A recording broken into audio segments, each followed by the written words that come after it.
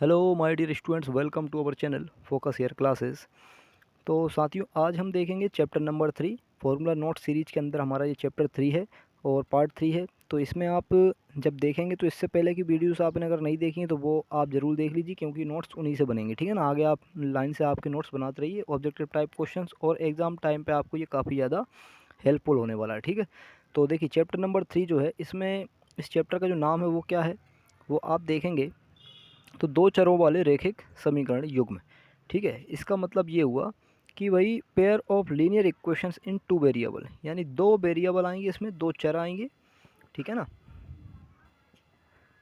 तो दो चर की बात यहाँ पे हो रही है। तो अब दो चर यानी कि वेरिएबल, वेरिएबल क्या होते हैं, एक्स वाई जेड, इन सबको हम क्या मानते हैं, वेरिएबल या चर मानते हैं। बाकी नंबर्स जो होते हैं उनको हम अचर मानते हैं या कांस्टेंट मानते हैं। ठीक है, परिभाषा देखें तो क्या लिखेंगे हम, ऐसा समीकरण जिसमें दो चर हों और उनकी अधिकतम घात क्या हो, 1 हो। मतलब such a equation in which two variable and their power या डिग्री इज़ 1। ठीक है, मतलब पावर या डिग्री क्या हो, 1, ऐसे चर उसके अंदर होना चाहिए। और कितने चर हों, दो चर हों। तो उस समीकरण को हम क्या कहते हैं, दो चर वाला रैखिक समीकरण कहते हैं। ठीक है ना, अब ये होता किस तरह का है वो आप समझिए। ये आपको दिखाई देगा, इसको हम सामान्य रूप भी कहते हैं या जनरल फॉर्म कह सकते हैं या फिर स्टैंडर्ड फॉर्म। ठीक, तो ये कैसे लिखते हैं आप देखिए, a x plus b y is equal to c, a x plus b y is equal to c. यहाँ पे ये जो ए और जो बी और जो सी दिखाई दे रहे हैं, इन्हें हम कहते हैं अचर, यानी कांस्टेंट होते हैं ये। कांस्टेंट मतलब इनकी जगह पर 1 2 3 4 ऐसे कोई नंबर्स, प्राकृत संख्या, नेचुरल नंबर्स कुछ भी आ सकते हैं। ठीक है ना, इसके अलावा यहाँ पे ये जो दिखाई दे रहा है एक्स और वाई, तो ये एक्स और वाई दो चर हैं आपके, जिनकी अधिकतम घात या मैक्सिमम पावर कितनी है, 1 है। ठीक है, कितनी घात है इनकी, 1, इसलिए इन्हें हम रैखिक समीकरण कहते हैं, दो चर वाले। ठीक, क्योंकि दो चर हैं। और एग्जाम्पल देखें तो भाई इसमें 2x plus 3y is equal to 5, x plus y is equal to 1, x minus 2y is equal to 5, इस तरह के कई सारे समीकरण हम लिख सकते हैं। ठीक है, तो ये भी सभी कैसे हैं, रैखिक हैं, लीनियर हैं।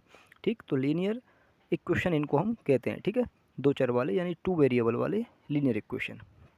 अब थोड़ा और आगे देखते हैं हम। तो आगे हम देखेंगे तो भाई इसमें कुछ कंडीशंस आएंगी, कुछ फॉर्मूले आएंगे अब। ठीक है, जो आपके एग्जाम में काम में आएंगे, ऑब्जेक्टिव ज़्यादा ज़्यादा यहाँ से बनते हैं। ठीक है ना, तो जैसे कि मान लीजिए यहाँ पे लिखा हुआ है, दो समीकरण लिख दिए मैंने, a1x plus b1y plus c1 is equal to 0, और एक लिखा है a2x plus b2y plus c2 is equal to 0। अब आप सोच रहे हैं ये a1 a2 क्या है ये, तो इनकी जगह आप कोई ना कोई नंबर्स हो सकते हैं। नंबर्स कैसे, मान लीजिए इस तरह से कोई भी दो इक्वेशंस बना के दे दिए।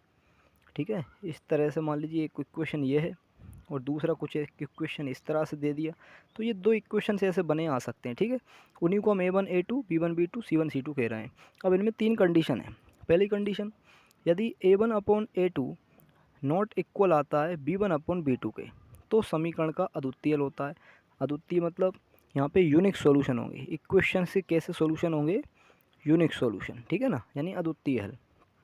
तो जो सॉल्यूशन होंगे अपने कैसे होंगे, यहाँ पे यूनिक होंगे। ठीक, तो समीकरण के यहाँ पे कैसे हल होगा, अद्वितीय। मतलब ऐसी कंडीशन अगर आती, यानी ये दोनों शुरू के टर्म दोनों बराबर नहीं आते, तो आप समझ जाएंगे कि भाई ये अद्वितीय हल है, यानी इसमें हल तो निकलेगा लेकिन एक ही हल निकलता है बस। ठीक है ना, इसके बाद दूसरी कंडीशन कि अगर a1 अपॉन a2 बराबर है b1 अपॉन b2 बराबर c1 अपॉन c2, तो इस कंडीशन को हम कहते हैं अनेक हल।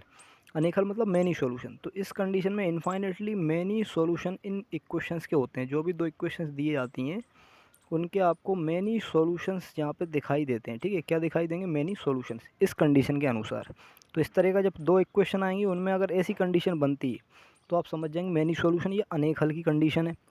और अगर हम आगे देखते हैं, देखिए, तो एक थर्ड कंडीशन आपकी आएगी जिसमें आपको लिखा है a1 अपॉन a2 बराबर है b1 अपॉन b2 बराबर नहीं है c1 अपॉन c2, तो समीकरण के कोई भी हल नहीं होंगे। तो इस कंडीशन में नो सॉल्यूशन होते हैं। ठीक है, मतलब कोई भी सॉल्यूशन नहीं होगा, कोई भी हल नहीं होगा। ठीक है, क्यों नहीं होगा, क्योंकि यहाँ पे a1 upon a2 b1 upon b2 और नॉट इक्वल आ रहा है c1 अपॉन c2। तो ऐसी कंडीशन दिख जाए आपको दो इक्वेशन, दो समीकरण के अंदर, तो आप समझ जाएंगे कोई भी हल नहीं है, मतलब कि नो सॉल्यूशन। अब इन्हीं समीकरणों को, अभी तुमने ये कंडीशन के अनुसार देखा, इनको हम रेखा में भी समझ सकते हैं। ठीक है, रेखाएं, क्योंकि हम जानते हैं जो भी हम समीकरण लिखते हैं, जैसे ये एक समीकरण होता है a x plus b y plus c is equal to 0। ठीक है, तो ये एक समीकरण ऐसा है जिसकी एक रेखा खींचती है। ठीक है, हमेशा इसकी एक सीधी लाइन खींचती है, एक सरल रेखा खींच सकते हैं इससे हम, बिल्कुल स्ट्रेट लाइन। ठीक है, तो वो स्ट्रेट लाइन अगर मान लीजिए दो खिंच जाए तो उस कंडीशन में क्या क्या कंडीशन निकल के आएंगी, उन्हें आप समझिए। पहली कंडीशन, यदि दो रेखाएं एक दूसरे को प्रतिच्छेद करती हैं मतलब काटती हैं तो समीकरण के अद्वितीय हल होंगे। यानी बात वहीं आ रही है, if two lines are intersect each other so the equations has a unique solution. मतलब कि अगर दोनों लाइन्स इस तरह से देखी, जैसे पहली लाइन ये आपकी एल और दूसरी लाइन मान लीजिए हमने बना दी एम, सॉरी, तो ये दोनों लाइन्स देखिए यहाँ पे एक पॉइंट पे इसको काट रही हैं। कहाँ पे काट रही हैं? एक पॉइंट पर। जब एक पॉइंट पे काट रही हैं मतलब इसका एक ही हल निकलेगा, एक ही सॉल्यूशन निकलेगा, और उसी एक सॉल्यूशन को हम कहते हैं यूनिक सॉल्यूशन। है यूनिक कहते हैं या फिर अद्वितीय हल कहते हैं। क्या कहते हैं? अद्वितीय हल या फिर यूनिक सॉल्यूशन कहते हैं जब दोनों लाइन एक दूसरे को क्या करें? प्रतिच्छेद करते हैं। ये बात आपको ध्यान रखनी, प्रतिच्छेद मतलब काटना। तो प्रतिच्छेद वाली कंडीशन में अद्वितीय हल होता है या यूनिक सॉल्यूशन होता है। ठीक है ना। चलिए देखते हैं सेकंड कंडीशन। तो सेकंड कंडीशन अगर आप देखते हैं तो इसमें लिखा है देखिए, यदि दो रेखाएं एक दूसरे के ऊपर चली जाएं, ठीक है, या समपाती हो, इसको हम क्या कहते हैं? समपाती। एक दूसरे के ऊपर चली जाएं मान लीजिए दोनों लाइंस, और उसको हम क्या कहते हैं? समपाती। तो वहाँ पे अनेक हल होते हैं। कैसे हल होते हैं? अनेक या many solution. If two lines are coincident, यानी दोनों लाइंस अगर मान लीजिए कोइंसिडेंट हो जाएं या एक दूसरे के ऊपर चली जाएं समपाती, तो वहाँ पे सॉल्यूशन कैसे हो जाएंगे आपके? इनफाइनेटली मैनी सॉल्यूशन, यानी बहुत सारे हल निकलते हैं, अनेक हल। क्यों? कारण समझिए। भाई मान लीजिए एक लाइन ये है जो एल नाम से जा रही है मान लीजिए, और एक इसके बाद यहाँ पे दूसरी लाइन चली जाती है, मान लीजिए हमने उसको बना दिया है ये रेड रंग, है ना। रेड से क्यों? ग्रीन से बनाते हैं। तो देखिए ग्रीन से बना दिया हमने, ये एक लाइन दूसरी जा रही है, ये इसी के ऊपर से चली गई, ये सब मान रहे हैं, तो इसको हमने एम लाइन बोल दिया है। ठीक है ना। तो एल और एम, तो इस तरह से दो लाइन से एक दूसरे के ऊपर जाएंगी। सोचिए ज़रा, हर पॉइंट पे यहाँ पे टच होती हुई जा रही है, क्योंकि हर लाइन पे कई सारे बिंदु होते हैं, कई सारे पॉइंट होते हैं, तो इसलिए बहुत सारे हल निकलते हैं यहाँ पे, कई सारे सॉल्यूशन निकलते हैं। तो ये कंडीशन आप याद रखिए कि संपाती हो जाए रेखाएं, या इसको हम कहते हैं क्या हो जाए? कोइंसिडेंट हो जाएं। तो उस कंडीशन में हमेशा मैनी सॉल्यूशंस या इनफाइनेटली मैनी सॉल्यूशन या अनेक हल निकलते हैं। ये बात आप ध्यान रखिए। ठीक है। इसके बाद चलिए देख लेते हैं नेक्स्ट कंडीशन इसकी क्या है, थर्ड कंडीशन। तो थर्ड कंडीशन आप देखेंगे तो यदि दो रेखाएं समांतर हों तो समीकरण के कोई भी हल नहीं होते। अब देखिए दो रेखाएं यहाँ पे क्या हो रही हैं? समांतर। समांतर मतलब parallel. Two lines are parallel. ठीक है। अगर पैरेलल हो जाए समांतर तो उस समय क्या होते हैं? कोई भी हल नहीं होते समीकरण के। ठीक है। Has no solution. क्यों? कंडीशन क्या देखी?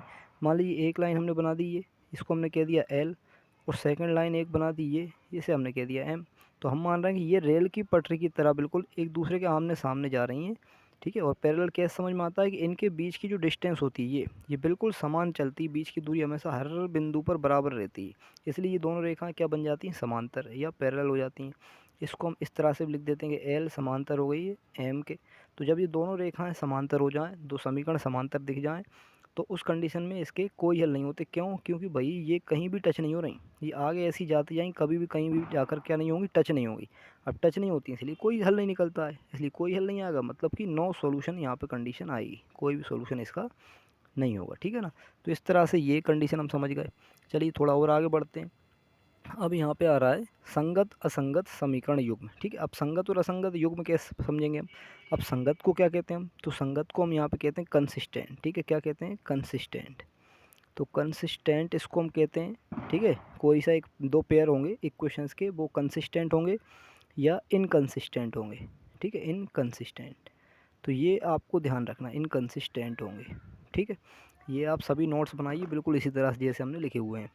आप देखिए इसके बाद, अब इसमें तीन कंडीशन है, वही सब चीज़ें जो अभी पढ़ी हैं, लेकिन अब कैसे समझ में आएगा कौन सा संगत है कौन सा संगत? तो भाई इन दोनों कंडीशन को समझ लीजिए आप। ये दोनों कंडीशन में हमेशा क्या होता है भाई? संगत। अगर अद्वितीय हल, ठीक है, अब आपको मैं इंग्लिश में बता देता हूँ। देखिए अद्वितीय हल, अगर यूनिक सॉल्यूशन होता है, अद्वितीय हल होता है, यूनिक सॉल्यूशन। ठीक, यूनिक। और रेखा यानी कि लाइंस आपकी क्या होती हैं वहाँ पे? लाइंस आपकी होती हैं वहाँ पर कैसी भाई? इंटरसेक्ट, एक दूसरे को क्या कर रही होती हैं? इंटरसेक्ट कर रही होती हैं। तो ध्यान रखिए जब भी लाइंस इंटरसेक्ट हों, या उसी को हम कहते हैं यूनिक सॉल्यूशन हो, तो उस कंडीशन में इसके संगत हल होते हैं, क्योंकि यहाँ पे सॉल्यूशन निकलते हैं। ठीक है। क्योंकि यहाँ पे क्या होते हैं? हल निकलते हैं, हल निकलते हैं, यानी हल होते हैं यहाँ पे। ठीक है। सॉल्यूशन निकल जाते हैं, इसलिए हम इसको संगत कहते हैं। ऐसे यहाँ पे अनेक हल या रेखाएं संपाती। तो अनेक हल मतलब कि भाई मैनी सॉल्यूशन, यहाँ पे सॉल्यूशन कैसे होंगे? Many solution. तो मैनी सॉल्यूशन है, इसका मतलब हम कहते हैं जो लाइंस है आपकी वो कैसी? कोइंसिडेंस है। तो कोइंसिडेंट हो रही है यहाँ पे लाइन, तो एक दूसरे पर ऊपर से जा रही हैं, ठीक है, कोइंसिडेंट हो, तो उस कंडीशन में भी ये क्या होते हैं, संगत ही होते हैं। लेकिन इसमें एक बात और ध्यान रखिएगा आप इसमें, कि संगत तो होता है, संगत के साथ साथ इसको हम डिपेंड भी बोलते हैं, डिपेंडेंट सॉल्यूशन, ठीक है, क्या बोलते हैं, डिपेंड।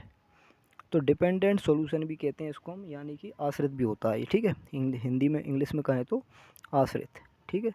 तो आश्रित भी होता है और साथ में यहाँ पे ये संगत भी होता है, ठीक है, आश्रित और संगत, क्योंकि बहुत सारे सॉल्यूशन निकलेंगे तो एक दूसरे पे आश्रित होकर निकलते हैं या डिपेंडेंट होकर निकलते हैं। तो आश्रित भी कहते हैं इसको हम, संगत भी कहते हैं, ठीक। इंग्लिश वाले इसको क्या कहेंगे, कंसिस्टेंट। तो यहाँ पे क्या हो जाएगा, ये कंसिस्टेंट होंगे इन दो कंडीशन में। और यहाँ पे देखिए कोई भी हल नहीं निकल रहा है, मतलब कि नो सॉल्यूशन वाली कंडीशन है ये। अब नो सॉल्यूशन में तो आप जानते हैं भाई दोनों लाइंस कैसी हो जाती हैं, पैरेलल। अब दोनों लाइन समांतर हो जाएंगी या पैरेलल हो जाएंगी, तो आप समझ गए कि भाई यहाँ पे कोई भी हल नहीं निकला, मतलब जो युग में दिए गए हैं आपको समीकरण के, वो कैसे दिए गए हैं, असंगत, ये असंगत दिए गए, यानी कि इनकंसिस्टेंट हैं यहाँ पे, ये कैसे इनकंसिस्टेंट, ठीक है। तो ये आप लिख लेंगे, ठीक। चलिए देख लेते हैं, थोड़ा आगे बढ़ते हैं। अब आगे जो कंडीशन है उसमें आपको बता रहे हैं हम क्या, विधि, यानी समीकरण को अगर आपको हल करना है तो सॉल्यूशन को सॉल्व करने की मेथड्स क्या क्या हैं। तो फर्स्ट मेथड आपको देखना है, देखिए विलोपन विधि, इस चैप्टर में आप विलोपन विधि सीखेंगे बिल्कुल, ठीक है। तो एलिमिनेशन मेथड कहते हैं इसको, प्रतिस्थापन विधि, सब्स्टिट्यूशन मेथड कहते हैं इसको, ठीक है। इसके बाद फिर आलेखी विधि आती है, आलेखी विधि को ग्राफी मेथड कहते हैं, ग्राफ मेथड।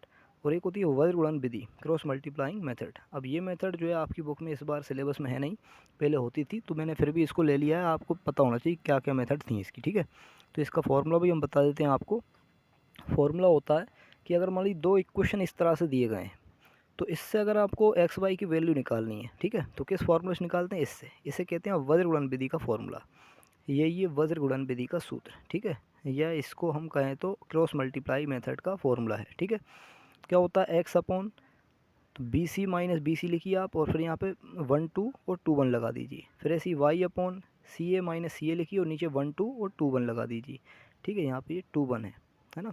ऐसे ही फिर 1 upon a b minus a b लिखिए और 1 2 लगा दीजिए। तो इस तरह से ये फार्मूला बन जाता है आसानी से, ठीक। तो काफ़ी आसानी से आप चीज़ें निकाल सकते हैं। आप कुछ ऑब्जेक्टिव यहाँ पे आते हैं छोटे मोटे, वो आपको मैं एक दो बता देता हूँ किस तरह के बन सकते हैं। जैसे ये क्वेश्चन है 2x plus y is equal to 7, यहाँ पे y इक्वल टू 1 है, तो x की वैल्यू फाइंड करनी है। तो क्या करेंगे, कुछ नहीं करना, छोटा सा क्वेश्चन होता है, इस तरह क्वेश्चन पेपर में आ जाते हैं, इसलिए मैं आपको बता रहा हूँ, ठीक है। तो कुछ नहीं करना है, 2x लिखिए प्लस y की वैल्यू देख लिया आपने क्या है 1 इज इक्वल टू 7 रखिए। यहाँ से x की वैल्यू अगर निकालना है तो नंबर्स वाले टर्म एक साइड कर दीजिए आप, 7 ये प्लस का था, इस साइड आएगा तो माइनस, इसका मतलब 2x इज इक्वल टू यहाँ बचा 6। तो यहाँ से x की वैल्यू आएगी 2 इसके डिवाइड में जाएगा और 2 से इसको काटेंगे 3, तो x की वैल्यू क्या बन जाएगी, 3 बन जाएगी। तो इस तरह से इसको सॉल्व कर लेते हैं हम। एक और दिया है, मान लीजिए ये हम करके बताएं आपको, पूछेंगे आपसे दो समीकरण दिए गए हैं, बताइए इसमें कैसा सॉल्यूशन है ना, और साथ में रेखा यानी लाइंस कैसी हो रही हैं, तो वो आपको बताना है। तो वो कैसे बताएंगे, सबसे पहले आपको देखना पड़ेगा a1 upon a2 is equal to, यानी ये a1 है ये a2 है, तो आपने देखा 2/4 है। फिर आपने देखा b1 अपॉन b2, तो इसकी वैल्यू क्या है, देखिए आपने देखी 3, ये 3 और नीचे माइनस का 7। तो अब आप इन दोनों को पहले कंपेयर करो, दोनों सेम आ रहे हैं क्या, आपका आंसर बिल्कुल भी सेम नहीं है, मतलब कि a1 upon a2 not equal आ रहा है v1 अपॉन b2। थोड़ी राइटिंग गड़बड़ लग रही हूँ लेकिन समझिए आप तो, ठीक है ना। देखिए समझने प्रयास करिए आप तो a1 upon a2 not equal b1 upon b2। तो इस कंडीशन को आप जानते हैं, ये यूनिक सॉल्यूशन या अद्वितीय हल की कंडीशन है ये, ठीक है, यूनिक सॉल्यूशन। तो इससे यूनिक सॉल्यूशन मालूम चल गया आपको। साथ ही आप ये भी समझ गए इसमें लाइंस कैसी होती हैं, भाई इंटरसेक्ट कर रही होती हैं, दोनों लाइंस एक दूसरे को काट रही होती हैं, इंटरसेक्ट या प्रतिच्छेदी, ठीक है। तो इस तरह के देखिए क्वेश्चंस आपको एग्जाम में मिलेंगे, लेकिन आप नोट्स जब बनाएं तो जैसे मैंने आप चीज़ें बताई आप उसी तरह से फॉर्मूला के नोट्स आप बनाइए, पेपर टाइम पे काम में आएंगे, ठीक है। नेक्स्ट वीडियो के साथ मिलेंगे आपको अगली वीडियो में हम, चलिए देखते हैं फिर हम, ठीक है। और बाकी आपको देखिए वीडियो अगर पसंद आई हो तो लाइक शेयर एंड सब्सक्राइब ज़रूर करिए, ठीक। धन्यवाद, जय हिंद।